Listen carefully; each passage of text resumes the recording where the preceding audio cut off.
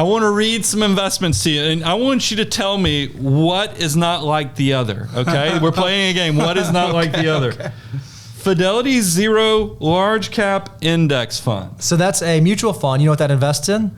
The large cap, I'm sorry, read it out. Fidelity Zero Large Cap Index. You know what that invests in? Yeah, just the overall market, large companies in the United States. Yeah. Large, okay, keep going. Okay. Fidelity Total Market Index Fund. What does that primarily invest in? Like the S&P 500. Like 60, what do you know?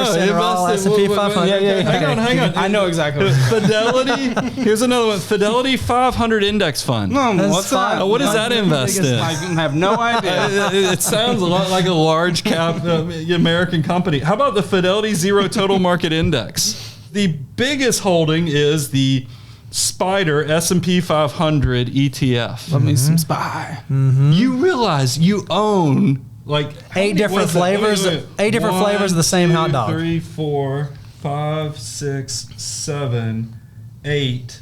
I could say 9. 9 things that are doing pretty much the same thing. So all those mutual funds before, I don't think I really have much in them. So when I was first learning whenever I opened Fidelity at first, when I was just playing around with just the different things that they offer, the different mutual funds will have the best rate of return historically on their platform. And I was just playing around with them, and a lot of them, they have probably $2 in them sometimes. Some of them I exited, left like a share. Some might have a little more than that. Not 100% sure at this time. But I think the vast majority is SPY and QQ. By the way, I love all those funds. It's just I've never seen anybody buy 9 of them. Yep. I mean, well, usually you choose one. Buy 9. You choose one, and then you stick with that one. This was a long time ago, but it's just I was just okay, they're doing it, they're fine. But that's just not what I'm not going with those funds. Well, I think what's so interesting is what we do in our day job, right? We're fee-only financial advisor. We help people make good decisions. We already established you're sort of new to being wealthy. You're new to being a rich guy. I'm going to use that term loosely, but you're new to being someone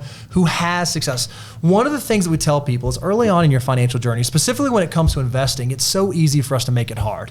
What stock do I buy? What ETF? What sector? What this? What that? What this? What that? One of the things we love telling people who are early on in their journey to do is go look at a target retirement index fund. You think about the year that you want the money and then how much you can save. Because I would argue, at your income level, no matter how you invest this, no matter what you put it in, your savings percentage of your income is going to vastly outperform this. If you can save an extra 5% of what you're making income-wise, it's going to do way more than figuring out how to make this make 5%. So don't waste the calories on this part yet, right?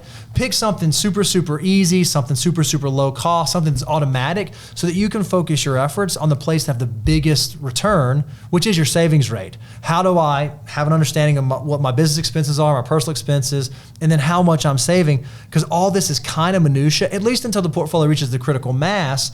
Because what you're going to find out is that different types of investments are even taxed in different ways. So when you do, if you do, start a 401k plan. You're going to have different types of things that you're going to hold in there versus what you hold in your Roth IRA versus what you hold in your taxable account. Because especially, even if you're going to use your taxable account to potentially fund future real estate purchases, one of the things you're going to want to do once you reach that critical mass is tax manage it well so that you can get to that capital. Because it does you no value to put a bunch of money in a taxable account, put $500,000 in there and have it turn into $1 million. Well, then to get to it, it's going to be incredibly cumbersome from a tax perspective if you've not tax managed it all along the way. Well, the more account types that you have and the better your allocation is, the more that you're able to do that, but in time. And you're not quite at that place just yet on your wealth building journey. I would love to see you race to get to $3 million in liquid assets as fast as possible. I mean, I really would. Come up for air at $3 million.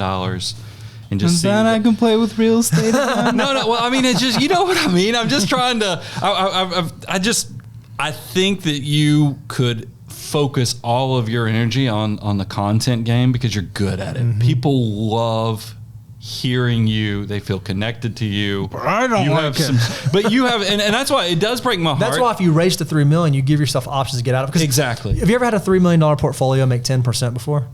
No. Do you know how much a $3 million portfolio making 10% will make? Yeah, $300,000. $300,000, right? That's just while you were sleeping, right? Yeah. Think about how hard it is for a bunch of different real estate properties to go out there and appreciate by $300,000. I mean, certainly in 21 and 22, you saw but if on average it's 4% per year, S&P 500 capital appreciation is a little bit better than 4% per year. So it gives you the flexibility to decide how much in the public eye you want to be, I think faster than exclusively real estate would allow you to do that. Do you think in these type of income situations that more target-based retirement funds where it gets more conservative over time makes sense? Because I personally don't care about it adjusting to a more conservative portfolio near retirement for myself. I think realistically, if you're racing to that 3 million number we threw out, you're probably going to get to that critical mass before the glide path even starts adjusting. Because at your age, if you pick something that's 2060, 2065, it's going to be majority equity-based right now. If you hit that number in the next 2, 3, 4 years, the allocation will not have changed that much, and you likely will have altered your strategy before then. It's just a placeholder to the next step. It's more of, I would like to see you index focused, consolidate though, because there is too much of a good thing with the name soup that you've got going on. And I want to something, because I've been in the game for a while, and I know, Joe Salciha, Joe does a lot. He's like the founder, or he's the seed planner for a lot of podcasts out there. That might be in your future too, Caleb. You don't always have to be before the camera, or you could be. You have a platform you've built that you figure out what makes you comfortable. But I'd like to tell you this, because I feel like one of my superpowers is EQ and getting a sense for people pretty quick. People like and care for you, and I hate that the negative people, because there's always trolls. And for a while I thought I was a troll whisperer and I could convert trolls into fans, but I realized, don't let those people, because you're educating, you're changing people. We talked about the whole budgeting, we talked about debt. America needs that stuff. So don't let somebody who's jealous or just doesn't know your heart, or just because they feel smart behind a keyboard, because there's a lot of those out there as well.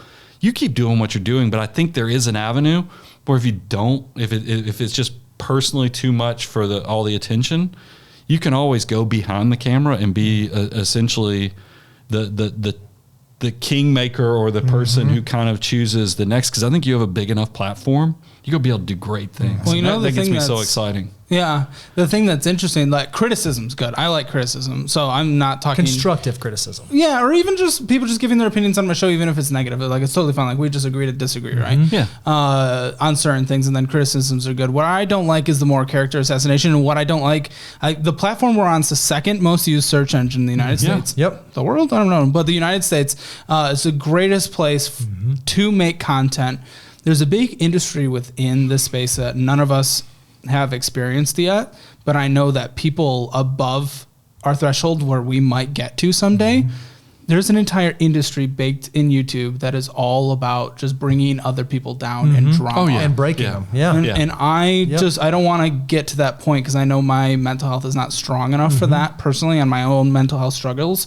So this is, I don't know. That's my big fear when it comes to this overall. And what I love is, we say this all the time on our show, money is nothing more than a tool that allows us to do the things that we want to do. Right now, you are strapped to a rocket ship that allows you to build up that pot of money that's going to give you whatever it is that you want. Maybe it's the exit, maybe it's the freedom to be away from the camera, maybe it's the whatever, to where you don't feel like you, because I bet right now, and we say this all the time, we're sort of trapped by content. Now, it's fortunate we love doing it and we have so much fun, but you kind of have to keep feeding the beast. You do. Until you've been able to build up a foundation where you don't have to do that anymore. You get to do it because you want to do it, not because you have to do it. Resources gives you options.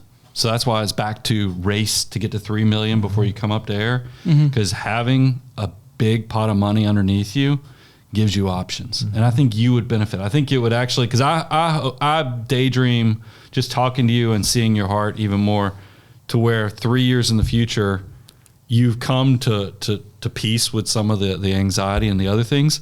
And then you wake up in the morning just so excited to just create content, because you know the impact it has. And that's what we talk about. I mean, that's what poor Reby and Bo, because everybody my age has already started selling their businesses. And even when I started in my 20s, I was planning on saving to get to the age I am now so I could quit working. Caleb, I can't quit doing this. And I want you to get to that because, and that's where you see like Dave Ramsey and other content creators. I think they're going to do it. Clark Howard, people who've had huge impacts on my life.